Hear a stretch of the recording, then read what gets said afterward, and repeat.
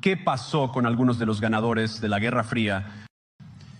Miro a Bruselas, donde los comisarios de la UE advierten a los ciudadanos que tienen la intención de cerrar las redes sociales durante tiempos de disturbios civiles, en el momento en que detecten lo que han juzgado como, entre comillas, o contenido de odio, o a este mismo país, donde la policía ha llevado a cabo redadas contra ciudadanos sospechosos de publicar comentarios antifeministas en línea, como parte de, entre comillas, combatir la misoginia en Internet, un día de acción.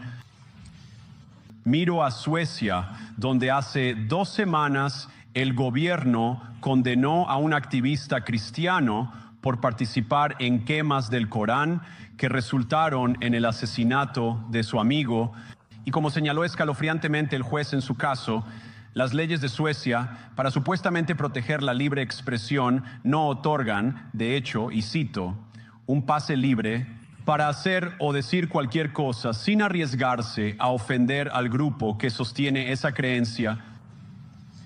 Y quizás lo más preocupante, miro a nuestro querido amigo, el Reino Unido, donde los derechos de conciencia han puesto las libertades básicas de los británicos religiosos en riesgo.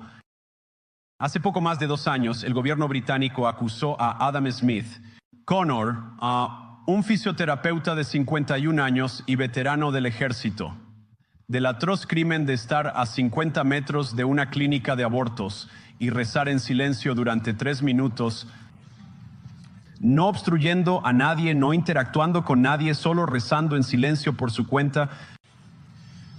Después de que las fuerzas del orden británicas lo vieron y le exigieron saber por qué estaba rezando, Adam respondió simplemente que era en nombre del hijo no nacido que él y su exnovia habían abortado años antes. Ahora los oficiales no se conmovieron. Adam fue declarado culpable de violar la nueva ley de zonas de amortiguamiento del gobierno, que criminaliza la oración silenciosa y otras acciones que podrían influir en la decisión de una persona. Dentro de 200 metros de una instalación de aborto, fue sentenciado a pagar miles de libras en costos legales a la fiscalía. Ahora desearía poder decir que esto fue una casualidad, un ejemplo aislado y loco de una ley mal redactada aplicada contra una sola persona. El pasado octubre, el gobierno escocés envió cartas a ciudadanos en zonas de acceso seguro, advirtiendo que incluso la oración privada en casa podría violar la ley. El gobierno instó a denunciar a conciudadanos sospechosos de crímenes de pensamiento. En Gran Bretaña y en toda Europa, temo que la libertad de expresión está en retroceso. Y en interés de la comedia, mis amigos, pero también en interés de la verdad, admitiré que a veces las voces más fuertes a favor de la censura no han venido desde dentro de Europa, sino desde mi propio país, donde la administración anterior amenazó e intimidó a las empresas de redes sociales para censurar la llamada desinformación. Desinformación como, por ejemplo, la idea de que el coronavirus probablemente se había filtrado de un laboratorio en China que nuestro propio gobierno alentó empresas privadas para silenciar a las personas que se atrevieron a decir lo que resultó ser una verdad obvia. Así que vengo aquí hoy no solo con una observación, sino con una oferta. Y así como la administración de Biden parecía desesperada por silenciar a las personas por expresar sus opiniones, la administración de Trump hará precisamente lo contrario. Y espero que podamos trabajar juntos en eso. En Washington hay un nuevo sheriff en la ciudad y bajo el liderazgo de Donald Trump podemos no estar de acuerdo con tus opiniones, pero lucharemos para defender tu derecho a expresarlas en el espacio público, estemos de acuerdo o no.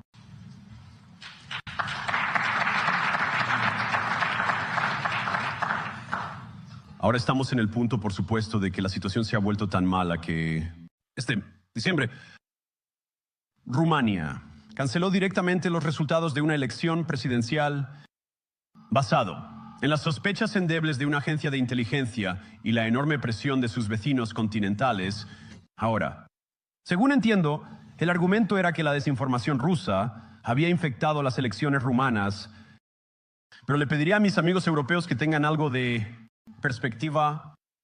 Puedes creer que está mal que Rusia compre anuncios en redes sociales para influir en tus elecciones. Nosotros ciertamente lo creemos. Incluso puedes condenarlo en el escenario mundial. Pero si tu democracia puede ser destruida con unos pocos cientos de miles de dólares en publicidad digital de un país extranjero, entonces no era muy fuerte para empezar.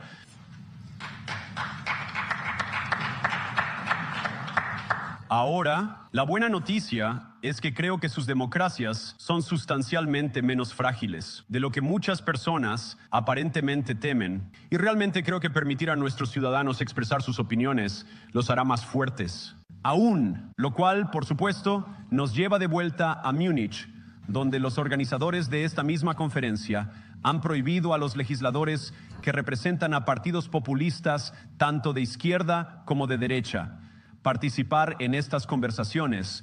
Ahora, de nuevo, no tenemos que estar de acuerdo con todo o cualquier cosa que la gente diga. Pero cuando las personas representan, cuando los líderes políticos representan una circunscripción importante, nos corresponde al menos participar en un diálogo con ellos. Ahora, para muchos de nosotros al otro lado del Atlántico, parece cada vez más como viejos intereses arraigados escondiéndose detrás de feas palabras de la era soviética como desinformación y mala información, que simplemente no les gusta la idea de que alguien con un punto de vista alternativo pueda expresar una opinión diferente o, Dios no lo quiera, votar de manera diferente o, peor aún, ganar una elección. Ahora, esta es una conferencia de seguridad y estoy seguro de que todos ustedes vinieron aquí preparados para hablar sobre cómo planean aumentar el gasto en defensa en los próximos años, algún nuevo objetivo. Y eso es genial porque, como el presidente Trump ha dejado muy claro, él cree que nuestros amigos europeos deben desempeñar un papel más importante en el futuro de este continente. No creemos que escuchen este término de compartir la carga, pero creemos que es una parte importante de estar en una alianza compartida, juntos. Que los europeos den un paso adelante, mientras América se enfoca en áreas del mundo que están en gran peligro.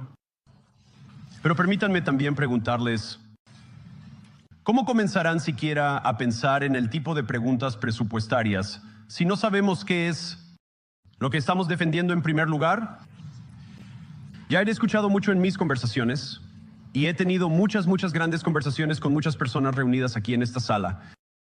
He escuchado mucho sobre de qué necesitan defenderse, y por supuesto eso es importante. Pero lo que me ha parecido un poco menos claro, y ciertamente creo que para muchos de los ciudadanos de Europa, es exactamente para qué se están defendiendo.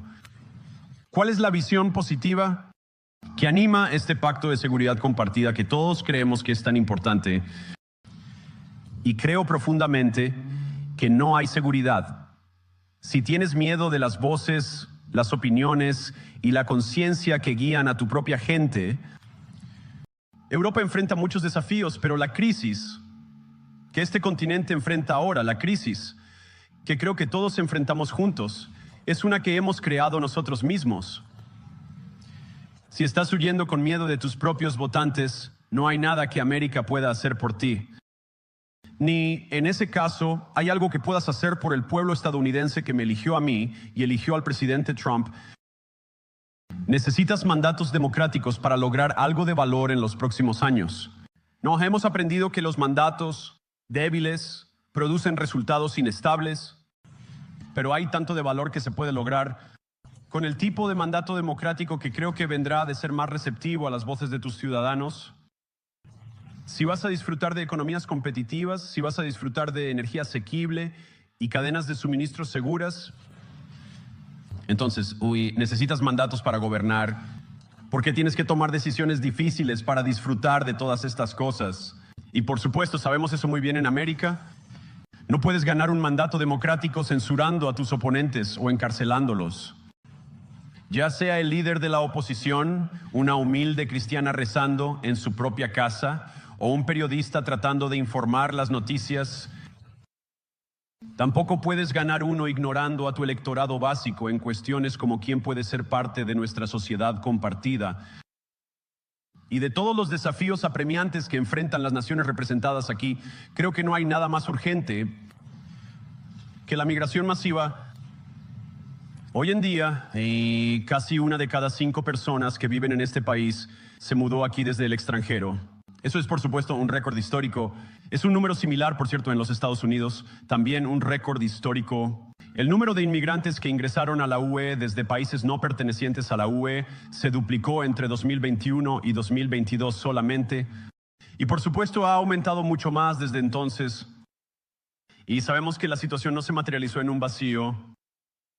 Es el resultado de una serie de decisiones conscientes tomadas por políticos de todo el continente y otros en todo el mundo a lo largo de una década.